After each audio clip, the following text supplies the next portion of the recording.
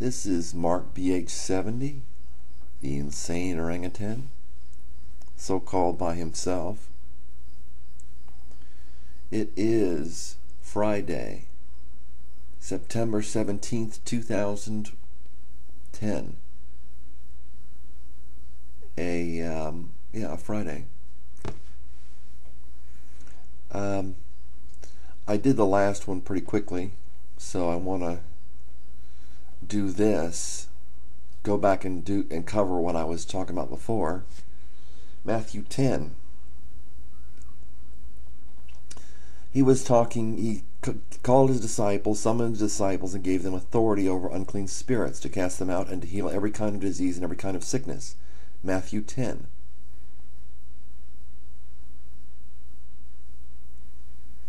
And he was talking about, and this is going to be important in this chapter, in chapter 11 of Matthew.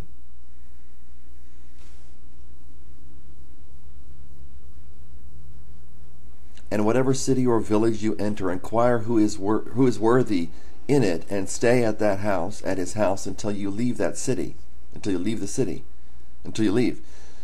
Some of this is italicized, which is not part of the original text. This is New American Standard, NASB.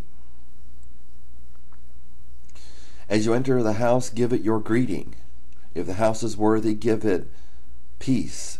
Give it your peace. But if it is not worthy, take your peace. Take back your peace.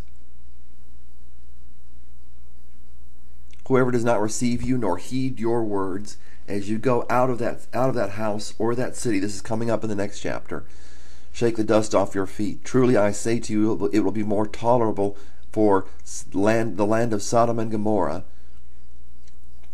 in the day of judgment than for that city. And he said, I send you out as sheep amidst wolves, in the midst of wolves. Be as shrewd as serpents and innocent as doves. And he says, beware of people. He says, beware of men. Brought before governors and kings. That's scourge you in the synagogues. They will hand you over to courts and scourge you in the synagogues, chapter 10, verse 17.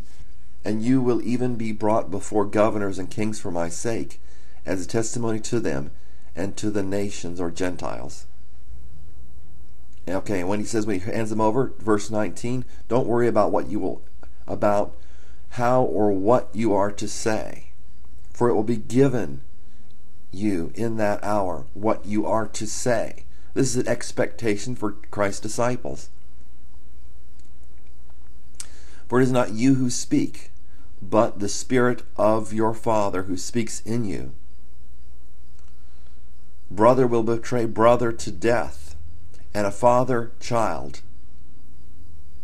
Okay, it goes on about that. You will be hated by all because of my name.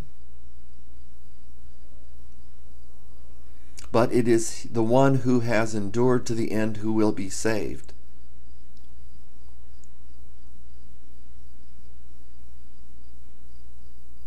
It's enough for the disciple that he become like his teacher, and the slave like his master. And he's saying, if they call, and this is chapter 10 of Matthew, verse 25.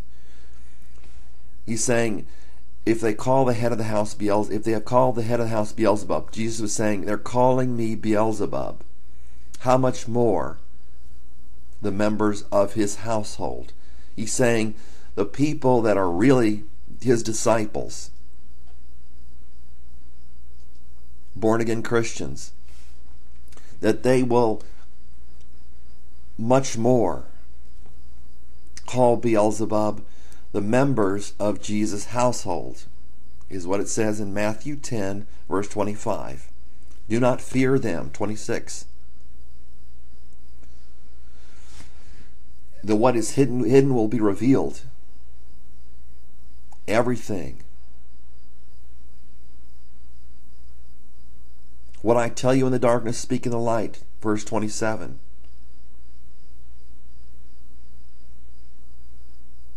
It talks about Gehenna in verse 28. Fear him who is able to destroy both body and soul. I believe it's in Gehenna, although it says hell there.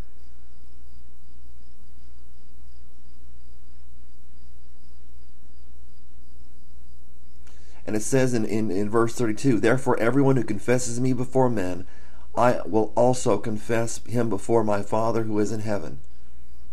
But whoever denies me before men, it doesn't say has denied, it says denies, present tense. I will deny him before my Father who is in heaven. He didn't come to bring peace, verse 34. And it says, verse 36, and a man's enemies will be the members of his household.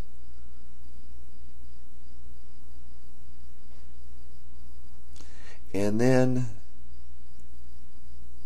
it's talking about receiving a prophet in verse 41. Talking about them, whether they're prophets or not. He's saying it's like a prophet, that you get a reward for a righteous man. If you receive a righteous man or a prophet, you get their reward, which is great.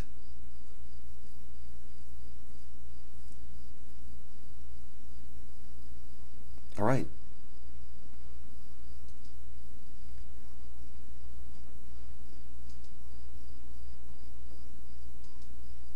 When Jesus had finished giving instructions to his 12 disciples, he departed from there to teach and preach in their cities. A lot of what we don't realize is that the Jews were more religious. At least more religious in this type of thing. They worship God. They supposedly worship God. They were supposed to be religious about God. But we're really talking about a society that in their heart, and when it really came down to it, they were just as secular as the next society. Now, when John, while imprisoned, Matthew 11, verse 2, heard the works of Christ, he sent by his disciples and said to him, are you the expected one? Or shall we look for someone else? Or will we look for someone else? So Jesus already testified that it was the Son of God when he was baptizing. This is about when he was about to die and about to be beheaded. And it's interesting how those things work out. Somebody doesn't have the guts to do it, but somebody has the guts to put him in prison, and somebody else has the guts to ask for the head of John the Baptist. And it happens. So I believe what was going on here, was John wanted to show his disciples. He was convinced. He wanted to make sure, I guess. But so he sent his disciples and he said, why don't you follow this guy? Jesus answered and said to him, go and report to John what you hear and see.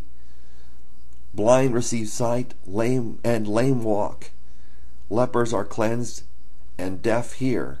The dead are raised, and the poor have the gospel preached to them. And blessed is he who does not take offense at me. As these men were going, Jesus began to speak to the crowds about John. What did you go out into the wilderness to see? A reed shaken by the wind? But what did you go out to see? A man dressed in soft clothing? Those who wear soft clothing are in king's palaces. But what did you go out to see? A prophet? Yes, I tell you, and one who is more than a prophet.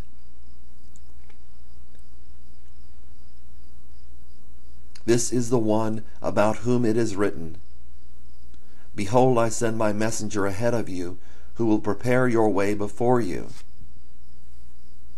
Truly I say to you, among those born of women there has not arisen greater than John the Baptist. Yet the one who is least in the kingdom of heaven is greater than he. So it's talking about those that are in the kingdom of heaven. I believe we're talking about those that are born again are greater than John the Baptist. If you're of the kingdom of heaven. And, as I've said before, don't jump to conclusions. Make sure you are. From the days of John the Baptist until now, the kingdom of heaven suffers violence, and violent men take it by force. So from the days of John the Baptist, they knew in some way that a new kingdom was coming, a new thing was coming, and it was life transforming, and they didn't like it. They wanted to be in domination over these people. For all the prophets and the law prophesied until John, verse 13. And if you are willing to accept, John himself is Elijah who was to come. He who has ears to hear, let him hear.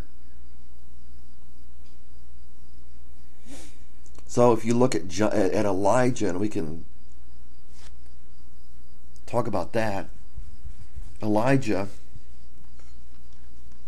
did all these miracles, and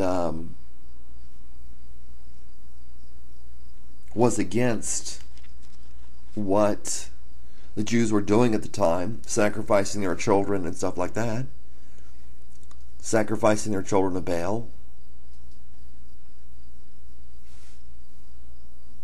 And he goes on, he says, what shall I compare this generation?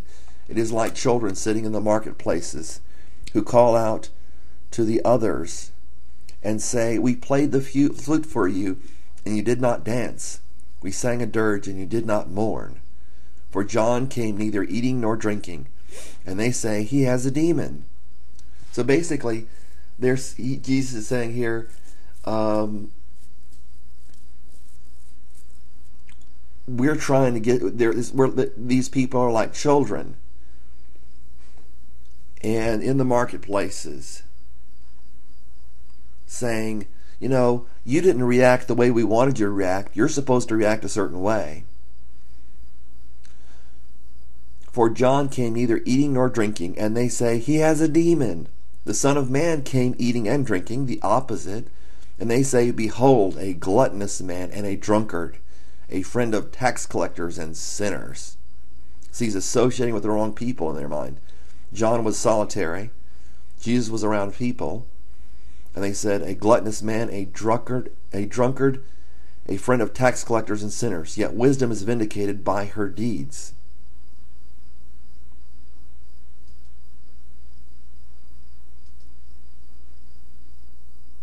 And as we said before, then he began to denounce the cities in which most of his miracles were done, because they did not repent. They're seeing God's doing something. They're seeing this man with the miracles, showing that he is from God, and even with the miracles, that won't change them. So a lot of people get that way with atheists. They say, well, if they see a miracle, they'll change. Atheists or anybody else, they'll believe what was told to them because of the miracles. Because, the person has power. He's preaching about God. He's a good man. Woe to you, Chorazin. Woe to you, Bethsaida. For if the miracles that had occurred in Tyre and Sidon, which occurred in you,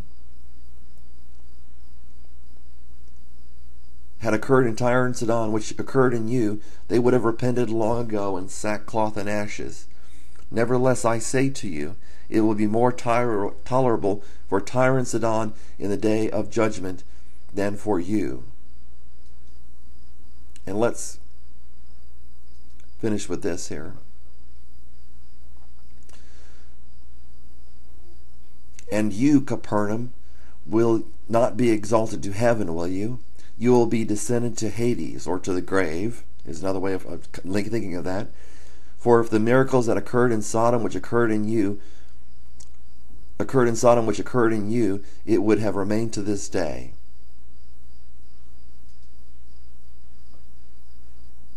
I have to cut it here. Nevertheless, I say to you that it will be more tolerable for the land of Sodom in the day of judgment than for you.